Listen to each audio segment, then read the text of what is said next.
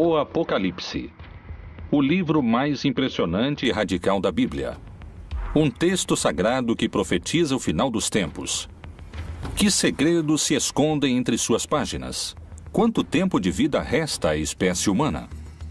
A história tem um rumo, e esse final é iminente, porque já estamos na etapa da última dessas figuras. Ou seja, o fim da história já está próximo.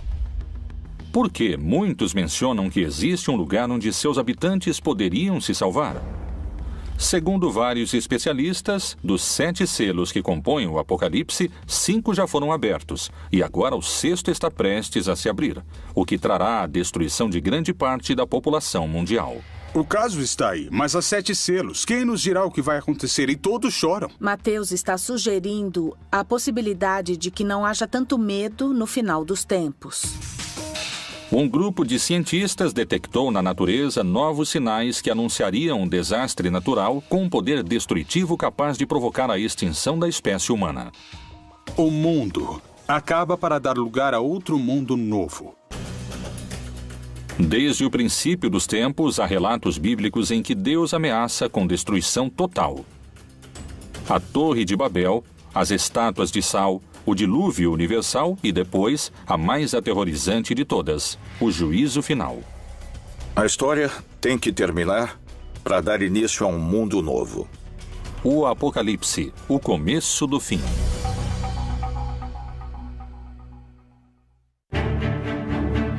Ao longo da história, a ideia do fim do mundo provocou numerosas teorias. Algumas inspiraram esperança. Outras até provocaram suicídios em massa. Várias reavivaram o histórico enfrentamento entre a fé e a ciência. Mas, de modo geral, todas previram um final que nunca chegou. No entanto, hoje, vários cientistas e estudiosos da Bíblia consideram a possibilidade de que o fim do mundo esteja próximo.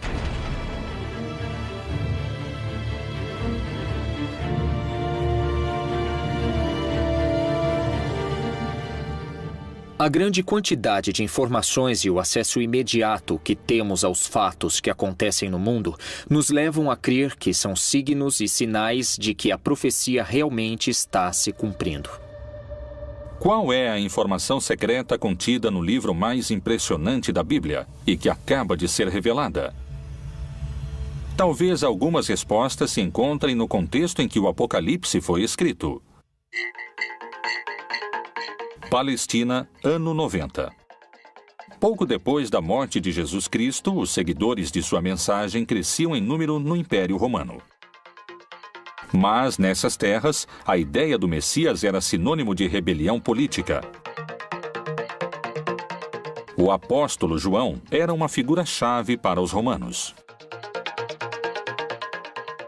Ele descreve um império corrupto, assassino, perseguidor, que se opõe a essa verdade messiânica que eles interpretam. Então, ele vê esse mundo em estado de destruição. O livro do Apocalipse é uma fórmula literária em que, de alguma maneira, aqueles que o escreveram tentaram dar certa esperança às pessoas que estavam sofrendo uma perseguição. O autor do livro do Apocalipse se apresenta como um desterrado na ilha de Patmos e é geralmente identificado como o apóstolo João.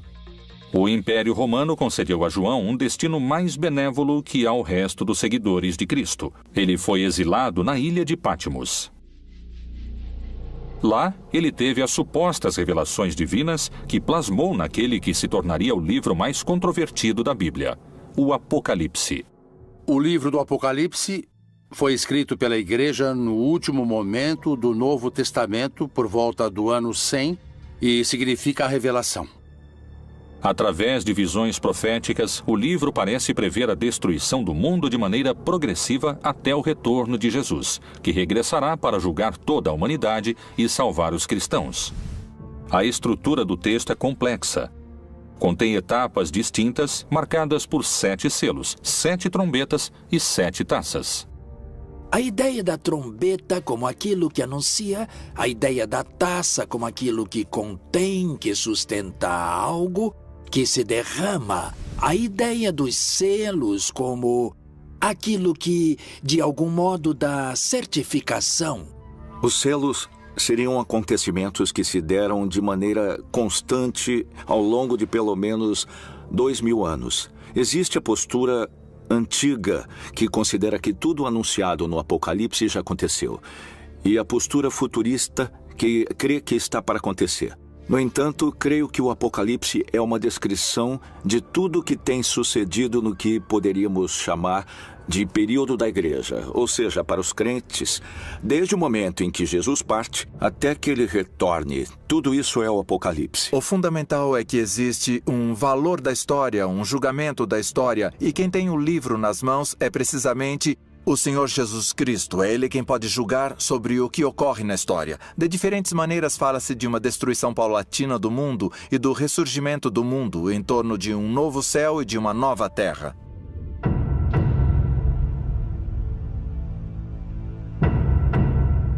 Até hoje, esse texto complexo tem suscitado todo tipo de interpretações. Uma das hipóteses é que nos encontramos na fase final do Apocalipse. É a etapa chamada Grande Tribulação.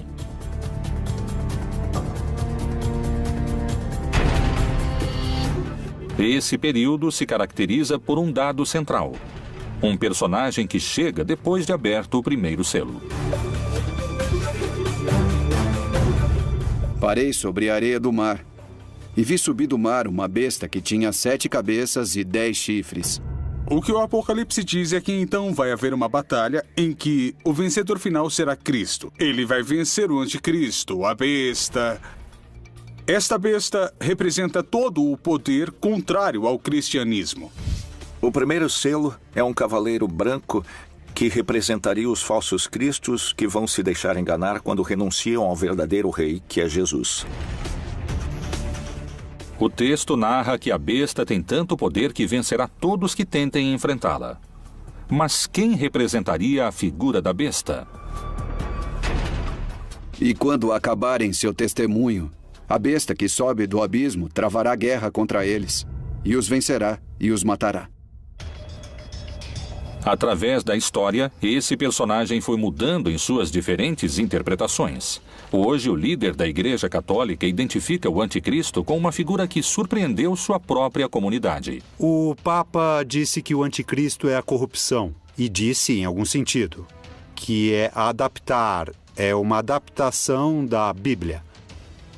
João, que fala do anticristo no Evangelho, diz que o anticristo é aquele que não crê em Cristo, que nega Jesus. E o que está na Bíblia, quando diz que o número da besta é 666 ou 666, é que são letras. Porque em nenhum idioma antigo, nem o grego, nem o hebraico, nem o latim, havia números. Existiam números, mas eram representados com letras. Estão indicando um nome, e em hebraico é César. Então, pode ser que represente o poder político que ataca a igreja. A condenação dos corruptos pelo chefe máximo da igreja causou impacto ao expor a figura do anticristo. O diabo é uma configuração que pode ter expressões muito claras em personagens nefastos da humanidade, como Hitler, como Videla, como Pinochet ou uma pessoa como Stalin. Pessoas horríveis da humanidade, mas não sei se o diabo se encarnou nelas. Eu acredito que eles foram expoentes da maldade, que seria atributo do diabo. Mas creio que nos equivocamos e que o pior da maldade é exercida por seres humanos. Por trás de tudo isso, há homens e mulheres que a exercem. Então, aí, podemos identificar os anticristos que existem nesse sentido. Segundo a tradição cristã, se acreditamos no anticristo na Terra, poderíamos afirmar que o primeiro selo já foi aberto.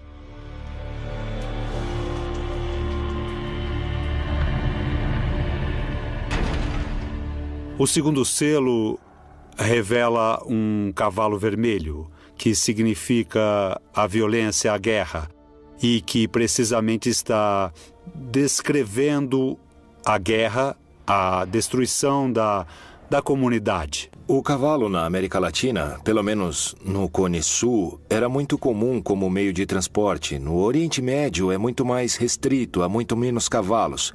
Era um símbolo da realeza, de poder, da beleza, muitas vezes ligado também a forças negativas, forças poderosas que têm a ver, às vezes, com o orgulho divino frente à vontade de Deus. O Apocalipse fala de uma realidade permanente. A violência entre os humanos vem desde o Gênesis, desde o capítulo 3, quando Adão e Eva discutem quem foi o culpado. Desde então se instaura a violência. Não há época em que não exista violência entre os humanos, morte e destruição. Se levarmos em conta que as duas guerras mundiais do século XX fizeram mais de 80 milhões de vítimas, é evidente, não podemos deixar de concluir que o segundo selo já foi aberto. O terceiro selo trata da fome. Uma pessoa em cada 9, 13% da população mundial, passa fome, segundo dados do último relatório da ONU. Quando falamos do Cavaleiro da Fome, efetivamente podemos saber que no mundo sempre houve fome. Hoje temos 850 milhões de pessoas morrendo de fome no mundo. Mas a fome ameaçou o mundo. É um cavaleiro que cavalgou ao longo de toda a história de toda a humanidade. Cada novo selo é muito mais poderoso que o anterior e faz mais vítimas na Terra. Se tivermos em conta a fome que hoje existe na Terra, definitivamente podemos dizer que o terceiro selo do Apocalipse foi aberto. O quarto selo é um cavalo preto, que desencadeia muitas enfermidades, a peste. E é algo que também pelos meios de comunicação conhecemos globalmente. Sabemos bem o que está se dando com as epidemias, com as endemias no mundo todo, e certamente nos faz refletir que isso estava anunciado ou estava dito no Apocalipse. O quarto cavaleiro do Apocalipse representa as diferentes pandemias que aconteceram no mundo. Podemos também situá-lo ao longo desses 20 séculos, desde a peste antonina, do ano 160 depois de Cristo, até a época de Justiniano, em que houve outra pandemia importante. No século XII, houve a peste bubônica e no século XIV a peste negra. Como resultado, a população da Europa perdeu 1/4 de sua população. É muito interessante porque há uma parte do livro do Apocalipse que diz que 1/3 dos homens morreriam. Por estas 3 pragas foi morta a 1/3 parte dos homens. Pelo fogo, pela fumaça e o enxofre que saíam de suas bocas. E houve momentos na história em que literalmente morreram 1/3 ou 1/4 dos homens. E na nossa época, já no século XXI, estamos diante do H1N1 ou diante da epidemia da AIDS, ou o risco de uma guerra bacteriológica. Tudo isso tornaria perfeitamente textual uma praga como o quarto cavaleiro do Apocalipse. Alguns especialistas afirmam que todas essas doenças são sinais de que o quarto selo já poderia estar aberto. Segundo o Apocalipse, os 7 selos vão deixando em seu caminho guerra, fome, morte e destruição. Com cada abertura, o fim dos tempos e a batalha final parece estar mais próxima. O quinto selo não menciona uma forma de destruição como os outros, mas descreve o pedido dos mártires para que chegue a hora do juízo final. Mártir em grego significa testemunha. Esse quinto selo representaria os crentes de toda a história que estiveram dispostos a pagar com sua vida. A afirmação de que Jesus é o Senhor e o Salvador. Eles clamam a Deus pelo fim da perseguição, pelo fim da destruição. E é isso que nos revela o quinto selo, a visão dos santos, pedindo o final dos tempos. No entanto, a resposta é o que há de mais tremendo no Apocalipse, o mais difícil de aceitar e acreditar. Há que se cumprir o número. Eles devem ter paciência, porque a destruição vai continuar, ninguém sabe quanto tempo. Mas o cristão precisa confiar que Deus sabe quando e como vai terminar. Segundo algumas interpretações, os infortúnios mencionados nos primeiros selos, a fome, as guerras e as doenças, já aconteceram. E, pelo contrário, os fatos prenunciados pelo sexto selo, o mais temível e dramático de todos os narrados no livro do Apocalipse, estaria por acontecer. E, para muitos, suas consequências são impossíveis de conter. Quais são essas catástrofes? De que tempos estamos falando? Há alguma possibilidade de deter essa contagem regressiva?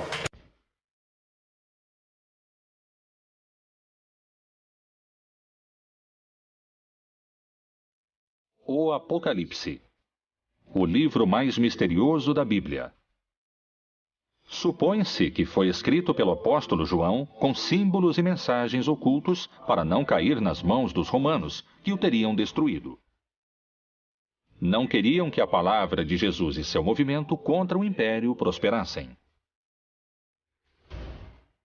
O mistério das 7 estrelas que viste na minha destra e dos 7 castiçais de ouro. As 7 estrelas são os anjos das 7 igrejas, e os 7 castiçais que viste são as 7 igrejas. Quando João, no Apocalipse, fala das 7 taças, das 7 igrejas, das 7 luzes, está falando de tudo relacionado com os últimos tempos e está falando numa linguagem apocalíptica. A linguagem apocalíptica não tem nada de literal. Não se pode ler exatamente como está lá. É eufemística. Então, deve-se interpretá-la como sinais de difícil compreensão, como uma linguagem deliberadamente crítica. O número 7 representa um ciclo, assim como a semana. Se falamos das 7 igrejas ou dos 7 anjos. Mas também pode ter aspecto negativo se falamos do dragão, que é o diabo com 7 cabeças, ou da grande Babilônia, que está sentada sobre 7 montes. João visualizou bestas, monstros e enormes catástrofes naturais que destruiriam o mundo. No entanto, também descreveu um lugar que será salvo. E eu, João, vi a santa cidade, a nova Jerusalém, que de Deus descia do céu, adereçada, como uma esposa ataviada para o seu marido. Portanto, a chave para entender o Apocalipse é ver na Nova Jerusalém o novo povo de Deus. Diz que é dourado ou que é de ouro, porque o ouro no Apocalipse representa o caráter de Deus. Os crentes no final estarão tão cheios de amor, uns pelos outros, tão cheios de amor a Deus, que isso é descrito como uma cidade dourada. O Apocalipse fala de uma nova Jerusalém. Quando o Apocalipse foi escrito, ou pelo menos quando foi editado, a cidade de Jerusalém já havia sido destruída. Estava em ruínas. Quem são esses eleitos mencionados no texto sagrado? Como é o povo que se salvaria do fim anunciado pelo Apocalipse? Poderia existir no mundo um lugar com essas características? Michoacán, México. A quase 700 quilômetros ao sul do Distrito Federal, na chamada Terra Quente do estado, encontra-se Nova Jerusalém. Essa localidade é ao mesmo tempo uma cidade e uma comunidade religiosa. Seus habitantes têm uma interpretação particular do Apocalipse. Aqui no México temos um estado que se chama Michoacán, onde um sacerdote, o padre Nabor, por volta de 1973, iniciou um movimento para que seus paroquianos fossem viver em comunidade. Em Nova Jerusalém há um povo muito crente que acredita que com suas rezas vão salvar o mundo.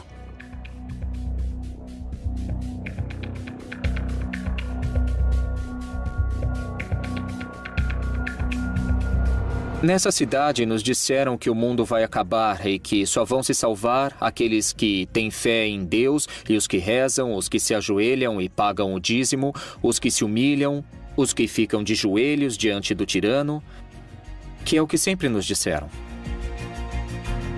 Como começou essa ideologia que hoje define a vida cotidiana de cerca de 2.500 pessoas?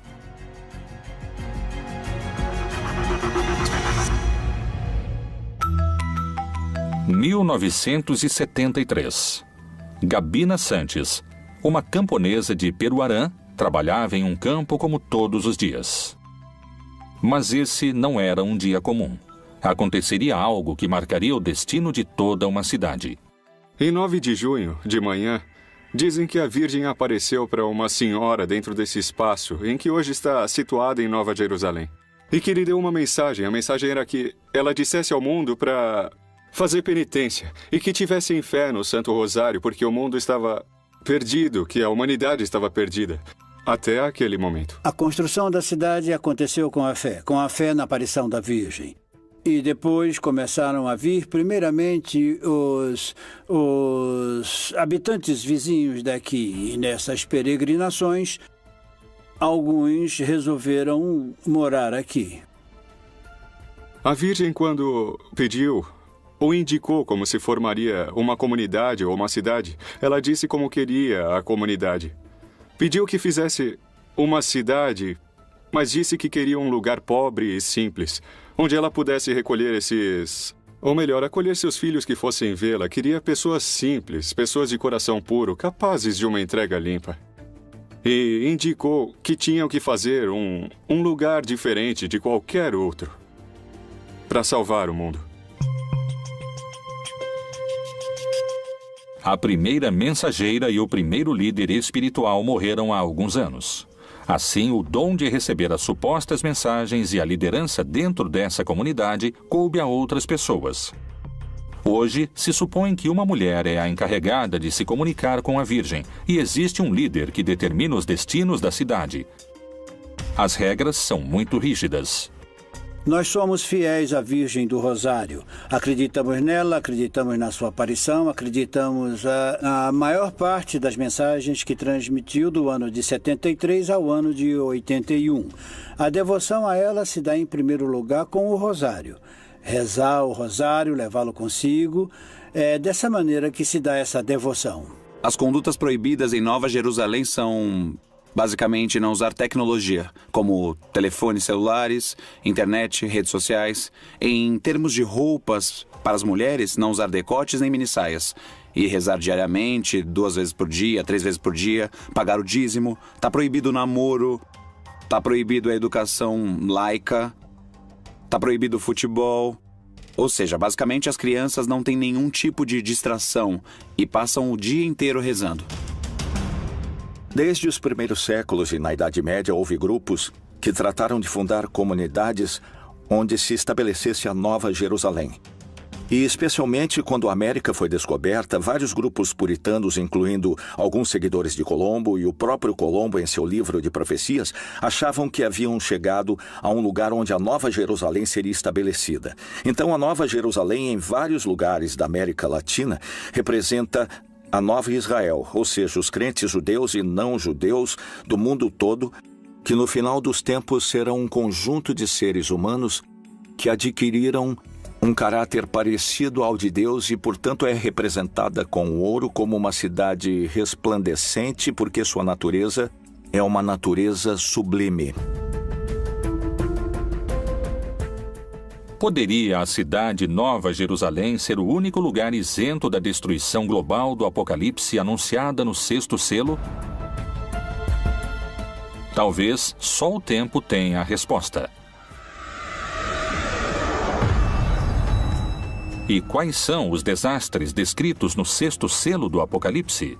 Fala de cataclismos e de fenômenos naturais, que também são destrutivos para a comunidade perseguida, mas que refletem de modo mais direto que é Deus quem controla a história, porque é Ele que, nesse caso, desencadeia os fenômenos naturais. Nos 4 primeiros cavaleiros, quem os desencadeia são os inimigos, mas nesse caso é Deus mesmo quem controla a natureza. Em toda a Terra vai haver um grande terremoto que dará origem ao começo desse cataclismo apocalíptico que marcará a diferença entre o fim dessa época, ou éon, e o novo éon, ou a vida eterna.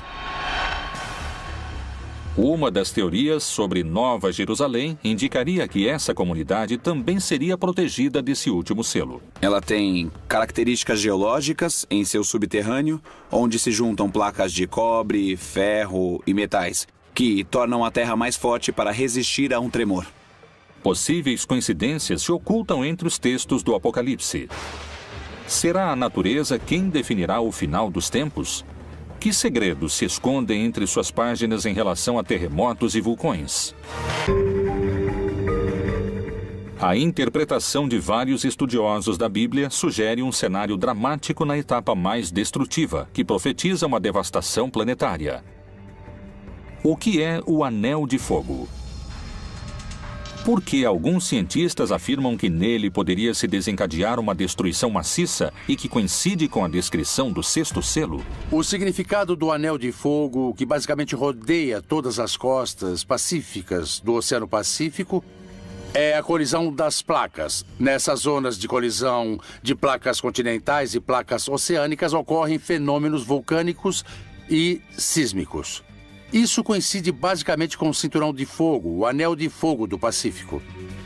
De que modo estão mencionadas no livro do Apocalipse as consequências do sexto selo? Mas quanto aos covardes, aos incrédulos, aos abomináveis e aos homicidas, e aos que se prostituem, e aos feiticeiros, e aos idólatras, e a todos os mentirosos, a sua parte será no lago que arde com fogo e enxofre, o que é a segunda morte. Do ponto de vista geológico e astronômico, os fenômenos são basicamente a extinção do Sol. O Sol vai passar a ser um gigante vermelho, aumentará significativamente de volume e absorverá nesse crescimento tanto Mercúrio quanto Marte. A proximidade do Sol fará com que o planeta se aqueça muitíssimo e, nesse momento, desaparecerá a vida. E havendo aberto o sexto selo, olhei, e eis que houve um grande tremor de terra. Quando se abre o sexto selo do Apocalipse, ocorrem os terremotos. Aqui, a palavra é literal. Não existe outra definição, nem explicação, nem nenhum tipo de erro de tradução. O reaquecimento poderia estar simbolizado pelo fogo, mas parece que esse não é o único desastre natural possível. A mensagem da Virgem de Nova Jerusalém anuncia que o final também poderá chegar através de grandes terremotos. Qual é a visão dos cientistas? Tal como o Anel de Fogo, também existe um risco maior de terremotos na América Latina? Equador, 31 de janeiro de 1906. Magnitude 8.8. Chile, 22 de maio de 1960. Magnitude 9.5. Foi o terremoto mais violento de que se tem registro. 4.000 pessoas morreram e cerca de 2 milhões perderam seu lar. México, 19 de setembro de 1985. Magnitude 8.1. Mortos, 20.000. Haiti, 12 de janeiro de 2010. Magnitude 8.0. 220.000 pessoas morreram. Os pontos do mundo com maior atividade sísmica são os que se encontram próximos de alguma falha, que é a união entre duas placas tectônicas. Toda a costa ocidental da América, não só da América Latina, mas também da América do Norte, que é parte do Cinturão de Fogo do Pacífico, tem atividade sísmica permanente, de graus baixos até graus altos, mas sempre está relacionada ao movimento das placas tectônicas, como é o caso também do vulcanismo. Porque se levantará nação contra nação e reino contra reino. E haverá terremotos em diversos lugares, e haverá fome e tribulações. Estas coisas são os princípios das dores. O aumento da grande quantidade de terremotos que vem acontecendo desde 2009 é um fenômeno que a ciência investiga e para o qual ainda não pôde dar uma verdadeira explicação. Os textos messiânicos ou apocalípticos podem ser lidos de várias formas, e sempre em cada geração há os que dizem que está para acontecer, porque isso faz alusão a Obama, faz alusão a Putin, faz alusão à crise econômica, e isso fala de tal guerra, ou seja, sempre houve pessoas que tentaram interpretar os textos e focalizá-los. Na seita do Mar Morto, há um tipo de literatura que se chama Pesher, que é a interpretação, por exemplo, do profeta Habacuque ou outros. E aí eles fazem isso a um texto bíblico e eles agregam. Essa figura é tal pessoa que existe hoje, ou seja, querem ajustar o texto e adaptá-lo. Ou dizer, viu, isso explica o que está acontecendo hoje em dia. No início do século XX, começaram a surgir os primeiros sismógrafos e assim começamos a ter um registro mais exato da atividade sísmica até o presente, com melhores equipamentos e uma maior quantidade de equipamentos para registrar a atividade sísmica. E assim podemos verificar com maior precisão todos os sismos que ocorrem no planeta.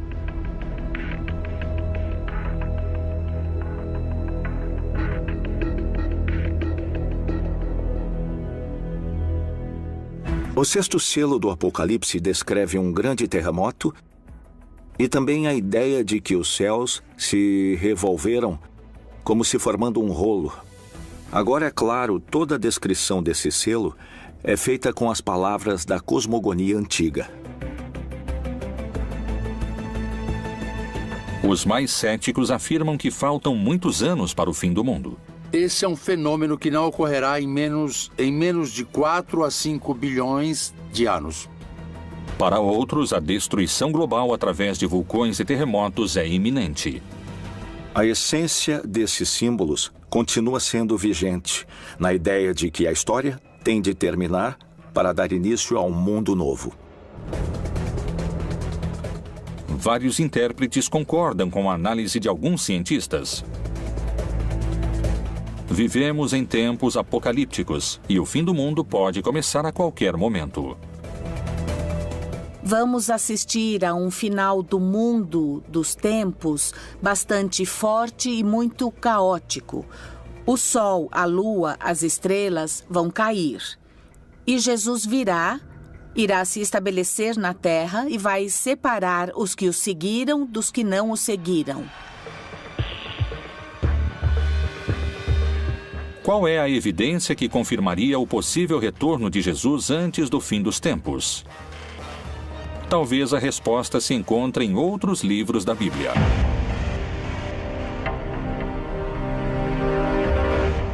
O Apocalipse é o livro mais antigo e controvertido da Bíblia. Tanto no Antigo como no Novo Testamento, vários profetas descreveram como seria o mundo em tempos apocalípticos.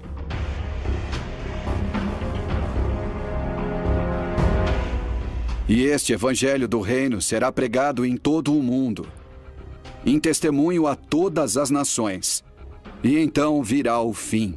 No Evangelho de Mateus, nos capítulos 24 e 25, utiliza-se essa expressão literária para falar do final dos tempos, mas utilizando o personagem de Jesus. Mas o interessante do Apocalipse é que matam os que não creem, os que não seguem Jesus, os que não foram fiéis a Jesus. O povo cristão não deveria ter medo de ler o Apocalipse, porque é para aqueles que não foram fiéis a Jesus. Se eu fui fiel a Jesus, estarei do lado daqueles que irão se salvar. Muitos correrão de uma parte para outra, e a ciência se multiplicará. Daniel também faz parte desse mesmo gênero literário. Escreveu alguns de seus fragmentos e de maneira apocalíptica. E também aqui podemos reconhecer esse aceleramento dos processos humanos, dos processos históricos, que de fato na época em que Daniel escreveu não se podia imaginar a quantidade de conhecimento acumulado, as possibilidades tecnológicas acumuladas e também os recursos humanos acumulados. E simultaneamente a isso, o desgaste do planeta, o desgaste das relações humanas, a quantidade de habitantes, tudo isso evidentemente influi e estamos num tempo de aceleração e isso é indiscutível. A cada minuto somam-se cerca de 2.000 páginas ao conhecimento científico do homem, e uma pessoa precisaria de 5 anos para ler todo o material que é produzido a cada 24 horas. Temos carros que chegam a 350 km por hora e aviões que ultrapassam a velocidade do som. Um ritmo de vida incomparável ao que se levava há 2.000 anos. As visões no livro de Daniel estão entre os grandes mistérios apocalípticos. São símbolos de que a sociedade humana em sua história chegará a um ponto tão instável que ela própria vai desmoronar. Tudo isso está simbolizado por um cataclismo como acontece em toda a literatura apocalíptica. O julgamento da história é um elemento no qual crê o cristianismo. Nós o chamamos de parúsia. É a vinda do Senhor Jesus no final dos tempos como juiz da história e da vida de todos os seres humanos. É verdade que nosso momento histórico tem uma peculiar consciência da decadência da história humana. Entendemos o que é o fim do cosmo, também imaginado do ponto de vista físico. Podemos falar dessa expansão do universo que tende a um esfriamento global, não um aquecimento global do planeta, porém mais amplamente. E podemos imaginar, sabemos que a Terra, nosso lugar onde desenvolvemos a história, é decadente. Havia 3 visões básicas do fim da história. Uma visão que se chama utópica, que chegará ao fim dos tempos e o cordeiro viverá com o lobo, e a criança brincará com a serpente, e a destruição cessará, ou seja, uma visão idílica da paz universal. A outra visão é restaurativa. Então é uma ideia segundo a qual a época messiânica é a restauração do reino de Davi, ou seu equivalente. Ou seja, uma época em que Israel viverá em paz com seu próprio estado, um estado poderoso. A terceira visão é que é uma visão catastrófica. Crê que antes do final da história e da paz, haverá uma época terrível de guerras, de lutas, que tem um valor simbólico no mundo ocidental, o Armagedon, que usa como término da luta final. Mas em hebraico é Ar-Megido, o Monte Megido, um lugar que fica ao norte de Israel. Pode-se estar no meio do Armagedon e ver esse lugar, que é uma cidade que teve uma grande história na época bíblica, a cidade de Megido. Então, nessa visão, antes que venha o bem e a paz, haverá uma época terrível de sofrimento, de guerra, de lutas. Além da referência precisa no 6º selo, há outra citação bíblica que menciona luas de sangue como um sinal do fim. O sol se converterá em trevas e a lua em sangue, antes de chegar o grande e glorioso dia do Senhor. Lucas, no livro dos Atos dos Apóstolos, fala de uma lua vermelha. No entanto, se refere ao Antigo Testamento, algo que está anunciado no Antigo Testamento. Pois em muitos livros do Antigo Testamento fala-se do fim, sobretudo da vingança de Deus ou do dia de Yahvé, em termos apocalípticos. E esse gênero literário utiliza imagens cósmicas tremendistas. Sem dúvida, cria uma imagem que havia no Antigo Testamento para simbolizar algo catastrófico, uma intervenção de Deus especial. Alguns se baseiam em dados científicos. Outros na fé e em sua própria interpretação desses textos sagrados. Muitos afirmam que estamos a caminho de abrir o 7º selo e que começou a contagem regressiva. O que ninguém sabe é se o mundo acabará em milhares de anos ou em poucos minutos.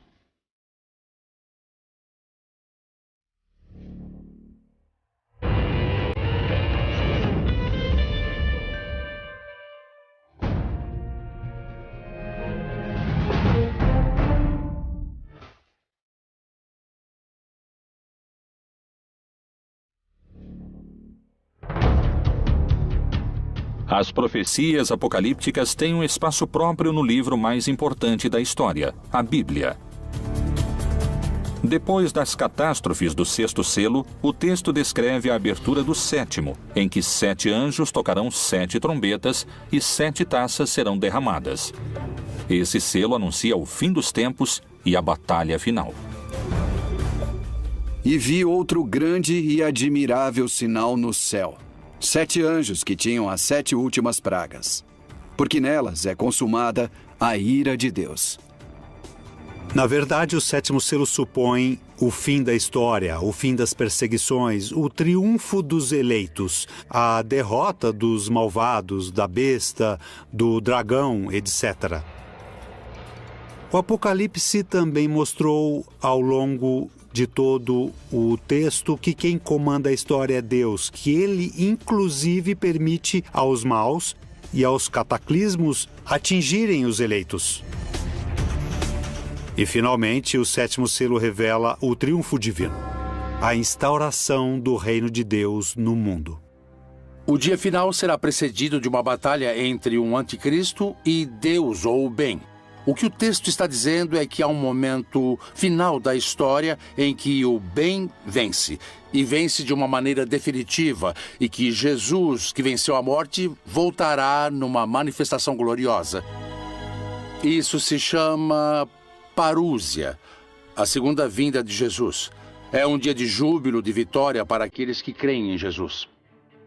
O texto diz que esses horrores vão terminar e que haverá um juízo final no qual serão castigados todos os opressores, ou seja, todos aqueles que nos fazem sofrer e que finalmente serão castigados porque finalmente triunfará a libertação.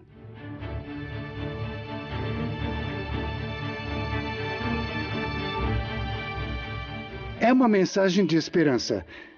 Mais tarde, a igreja transmitiu isso como se fosse uma revelação sobre o que vai acontecer depois da morte, que haverá um juízo final sobre todos, ok?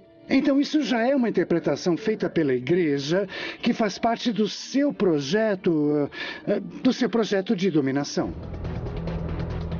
O Apocalipse não é um livro histórico. Não é um livro do futuro, não é como uma bola de cristal que revela o futuro. É um gênero literário, escrito no gênero literário judaico-apocalíptico. A atmosfera se torna de terror quando o Apocalipse é citado hoje. Não é sobre o futuro. Quem escreveu o livro não estava pensando no fim do mundo, nem no futuro. Estava pensando no presente. Existiria o povo eleito que poderia se salvar do fim do mundo? Seria possível minimizar as consequências das catástrofes naturais?